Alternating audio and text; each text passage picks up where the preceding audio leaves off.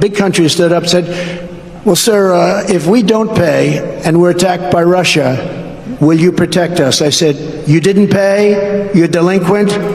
He said, yes, let's say that happened. No, I would not protect you. In fact, I would encourage them to do whatever the hell they want. You got to pay. You got to pay your bills. I just think people need to take Donald Trump very seriously. Too many people don't. Supporters of Trump and even opponents of Trump, when he says he wants to get out of NATO, I think it's a very real threat, and it will have dramatically negative implications for the United States, not just in the North Atlantic, but worldwide. Gave Donald Trump a chance. And I said, good morning, peeps. Please go watch David's video in its entirety. I just came across this on my FYP. And among the numerous reasons to absolutely despise Donald Trump and know what an absolute heartless, worthless piece of shit he is, the man has basically fucked over everyone he's ever done business with. And I mean everyone. Ask anybody in the greater tri-state area of New York how they feel about the guy, especially people who've ever done business with him, and they'll tell you, the guy's a fucking deadbeat. He's a liar. He's a con. He stiffs everyone. And he's used his lawyers to weasel out of millions of dollars in debt and the money that he owed. He just doesn't pay. People were ruined. Contractors, millions of dollars worth of work that he just will not pay. He's a fucking piece of shit, and people just don't get it. They should at least equalize. I did that with NATO. We were paying and they weren't. We're defending them and we're paying the bills. And I said, nope, unless they asked me, does this mean that... What's going on here?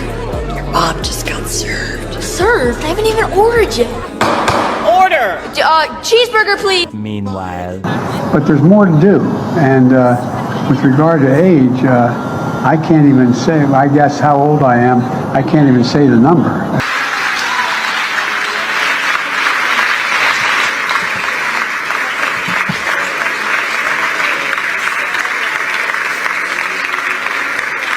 Mr. President, thank you.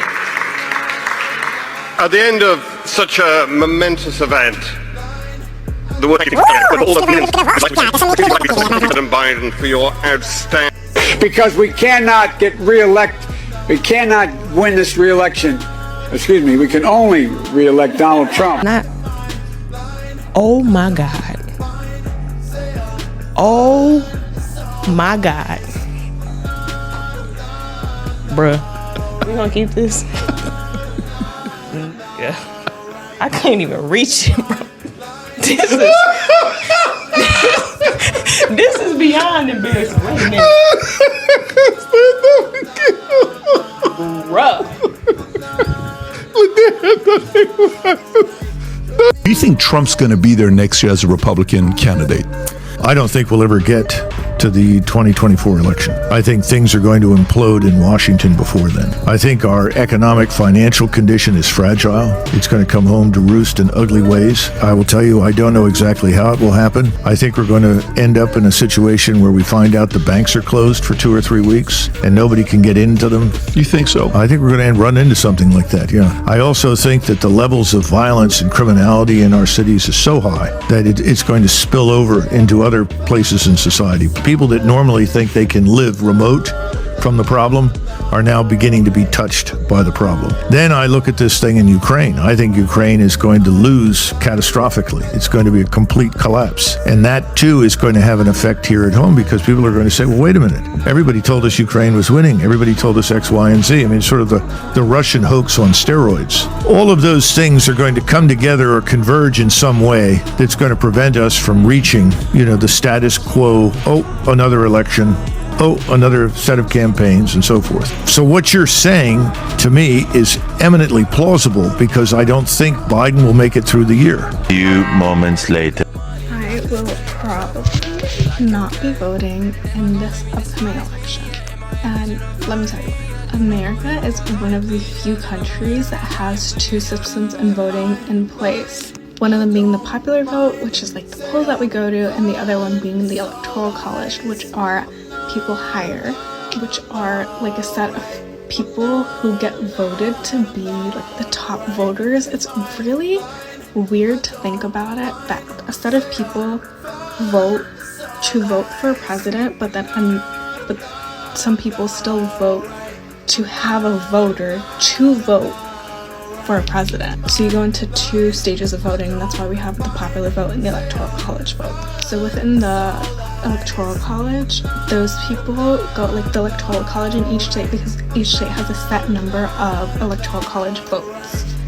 They on election day, they meet, they vote for who they think should be president, they send that in, and that's how we decide if a state is a Democratic state and which state is Republican, which is so stupid.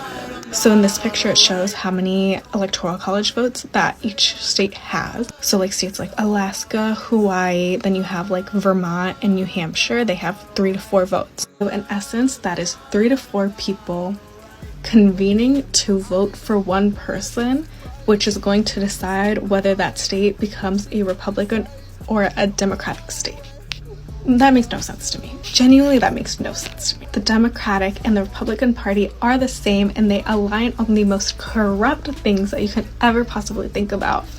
They're only polarizing when they want to be and when they want to appeal to their demographic. So the Republicans will lean towards a more conservative, white, gun, right to bear arms, like very conservative, very religious party and constituents, while the Democrats will lean towards the liberals, younger people, people of color, even though they don't care about us, all that type of stuff. Which is why I think it's important to go through every single person. I am not a Democrat or Republican at this point. I think I'm just whoever is the least corrupt, morally and politically. One eternity later.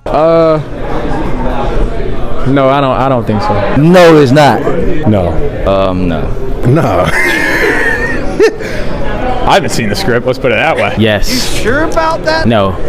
Yes, no. You sure about that? That's confidential. The NFL is definitely scripted. I'll just say a little bit. No comment.